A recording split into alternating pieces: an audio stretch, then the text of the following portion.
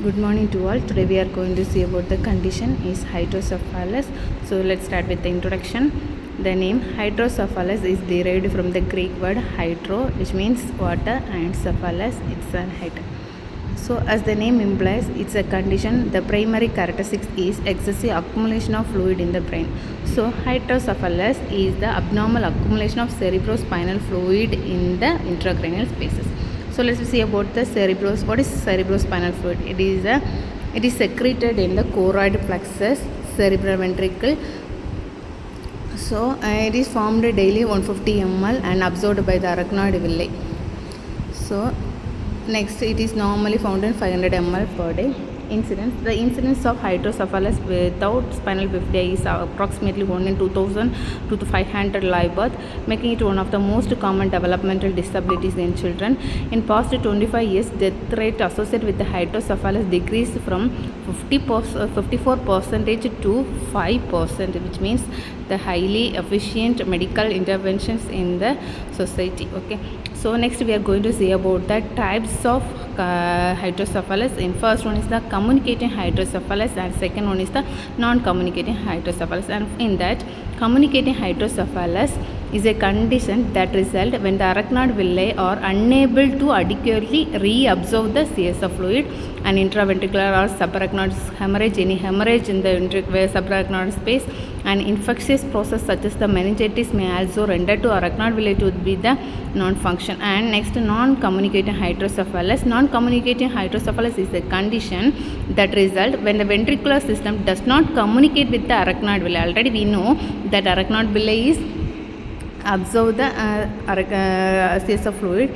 Here there is a disrupt in the communication between the arachnoid villi. So here this pathway is obstruction that may cause the hydrocephalus. Etiology: congenital intrauterine infections, congenital brain tumors, intracranial hemorrhage, congenital malformation of the arachnoid villi. These are the causes may cause the hydrocephalus.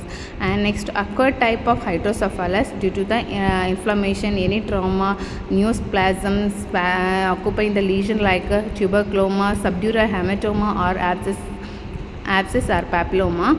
And then clinical manifestation in infants: head grows at abnormal rate. And then so here we can we have to assess with the check the head circumference of the children's. And then anterior frontal is tensed, often bulging and non-pulsative. Scalp vein is dilated when the infants cry. And then Mason sign is elicited that children is having hydrocephalus. And then frontal bossing with the depressed eyes, sunshine eyes, and feeds for the children. Those who are having the hydrocephalus, they are having the poor feeding, and pupils are sluggish and unequal response to the light, changes in the level of consciousness. These are the signs and symptoms we can see in the hydrocephalus. In childhood, headache and then awakening, papilledema, strabismus we can see. And diagnostic evaluation, we have to do the physical examination. When we are doing the physical examination, we can observe the Mason sign, which is the cracked pot sign.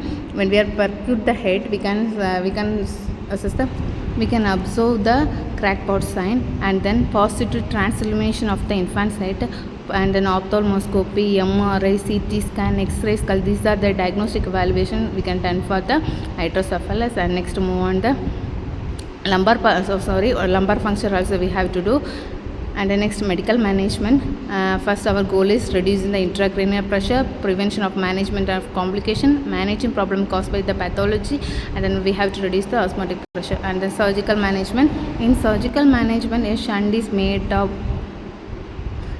of radioplastic and has ventricular catheter, pressure valve, pumping chambers, and distal catheter that directs the flow of the CSF fluid from the ventricles to the area of body. And other surgeries: endoscopic third ventriculostomy, choroid plexectomy, ventricular peritoneal shunt, ventricular pleural shunt, and then ventricular gallbladder shunt. These are the from ventricle to the they connected the shunt in the peritoneum and pleural and then gallbladder. And then an alternative procedure like endoscopic third ventriculostomy.